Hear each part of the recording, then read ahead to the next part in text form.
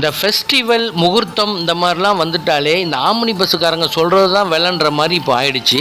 இப்போ நான் என்ன சொல்ல வரேன்னா, நம்ம கேட்குற காசை கண்டிப்பாக கொடுக்குறோம், அதுக்கான விஷயங்கள் அவங்க நமக்கு செஞ்சு தராங்கன்றது தான் இந்த வீடியோவில் முழுசாக பாருங்கள். நான் என்ன சொல்கிறேன்ற விஷயத்த நீங்களும் கண்டிப்பாக ஒரு நேரம் அனுபவிச்சிருப்பீங்க. இப்போ ஆம்னி பஸ்ஸில் எங்கே நம்ம சாப்பிடணுன்றது அவங்க தான் முடிவு பண்ணுறாங்க. எங்கே நிப்பாட்டுறாங்களோ அங்கே தான் நம்ம இறங்கி சாப்பிட்றோம். அது உண்மையான விஷயம். சில நேரங்களில் ஃபுட்டு நல்லாயிருக்கும், சில இடங்களில் நல்லா இல்லாமல் இருக்கும். இந்த மாதிரி விஷயம் அனுபவிச்சிருப்போம். அதாவது அத்தியாவசிய தேவை பாத்ரூம்ன்ற ஒரு விஷயத்த கூட ஒழுங்காக வைக்கிறது இல்லை. நீங்கள் பார்க்கும்போது தெரியும், அந்த பாத்ரூமில் கீழே அவ்வளோ பெரிய ஓட்டை இருக்குது. சரி, ரைட், ஓகே, இந்த ஓட்டை இருக்குது, ரைட், என்னமோ நீங்கள் செஞ்சுட்டு போகிறீங்க, நாங்கள் காசு கொடுக்குறோம், நீங்கள் அதுக்கு சரியாக செய்யலைன்னு சொன்னால் கூட இன்னும் பயங்கரமான விஷயங்கள் நான் காட்டுறேன் பாருங்கள். இதில் தண்ணி வசதி சுத்தமாக இல்லாமல் இருந்தது இந்த இடத்துல.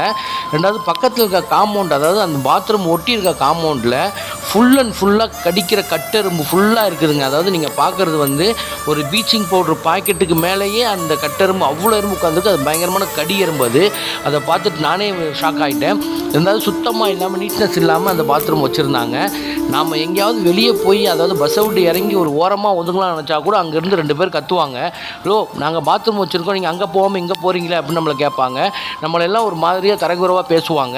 அந்த மாதிரி விஷயங்கள் நானும் சில நேரம் அனுபவிச்சிருக்கேன். அந்த பாத்ரூம் சுத்தம் இல்லாததுனால அந்த பாத்ரூம் போவே நம்ம அருவறுத்து சரி வெளியே ஓரமாக ஒதுங்குவோம்னு நினைப்போம்.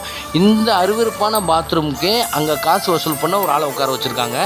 அவரு தான் அந்த பாத்ரூமுக்கு வெளியே உட்காந்து அந்த காசை வாங்கிட்டு இருக்காரு. ஒருத்தருங்க போயிட்டு வரத்துக்கு 5 ரூபான்ற மணிக்கு வாங்குறாங்க. Right, okay. இருக்கிற காசுக்கு எதுவாக இருந்தாலும் கொஞ்சம் நியாயமாக நடந்துக்கணுங்க. ஏன்னா இந்த பேருந்தில் வரவங்க நம்ம எல்லாமே இவங்க சொல்கிற இடத்துல தான் நம்ம இறங்குறோம், அவங்க சொல்கிற இடத்துல தான் நம்ம எல்லாமே சாப்பிட்றோம், இதெல்லாம் பண்ணுறோம். இப்போ நீங்கள் பார்த்தீங்கன்னா இந்த பஸ்லேருந்து இறங்குற டிரைவர்ஸுங்க எல்லாமே இந்த ஓரமாக தான் ஒதுங்குறாங்க. ஏன்னா இந்த பாத்ரூமை பற்றி அவங்களுக்கு தெரிஞ்சிருக்குதுன்னு நினைக்கிறேன். அதனால் ஒருத்தர் மட்டும் இல்லை, நான் ஒரு 3-4 பஸ்லேருந்து பார்த்தேன். எல்லா டிரைவர்ஸுமே இறங்கி அவங்களுடைய தனிப்பட்ட முறையில் தான் வெளியே பாத்ரூம் போனாங்க.